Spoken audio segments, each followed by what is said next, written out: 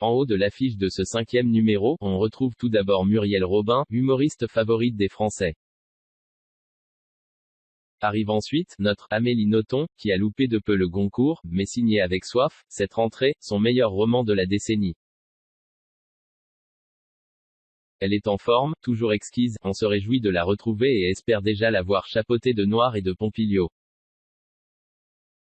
Philippe Jarouski, contre-ténor incontournable du lyrique, collectionneur de victoires de la musique classique, complète le trio.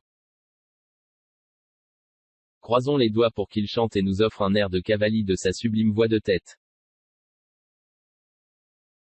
À leur côté, on nous annonce d'autres rencontres et surtout un panorama des grands moments de 2019 sur scène. Les Indes galantes, triomphe absolu de l'Opéra de Paris, qui mêlait baroque et hip-hop et, Cocorico, avait fait appel à Jody DeVos et au chœur de l'Opéra de Namur. I.Am, de retour en symphonique, qui interprétera ici l'Empire du côté obscur en live avec l'orchestre, Seboun. Plus un festival de spectacles qu'on enrage d'avoir raté, un prime qu'on vous recommande donc.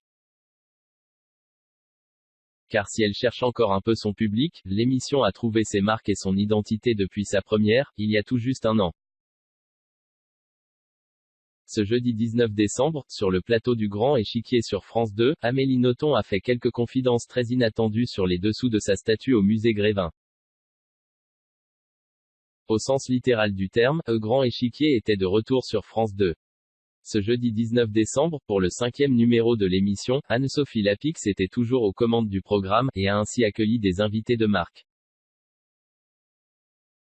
Cette fois, l'humoriste Muriel Robin, l'écrivaine Amélie Nothomb et le chanteur lyrique Philippe Jarouski ont pu profiter du spectacle, qu'il s'agisse de danse, de chant, ou encore de discussions aux envolées lyriques. Et à ce jeu-là, les invités n'ont pas fait l'économie de leurs moyens. Comme l'a fait remarquer Anne-Sophie Lapix, si Philippe Jarouski et Amélie Nothomb ont déjà leur statut au musée Grévin, Muriel Robin attend encore. Mais à en croire l'humoriste, ce n'est plus qu'une question de temps, un détail très important.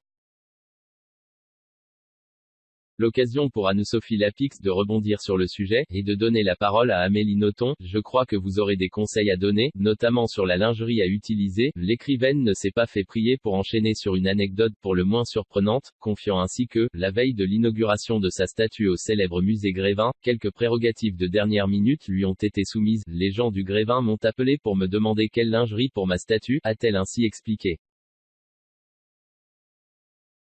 Et si pour Amélie Nothomb, ce point était sans importance, il avait en réalité un sens bien particulier. On m'a dit, détrompez-vous, nous avons une importante clientèle fétichiste qui soulève les jupes des statues. Alors pour satisfaire les pulsions de certains visiteurs, Amélie Nothomb a opté pour une lingerie mirobolante. À vérifier.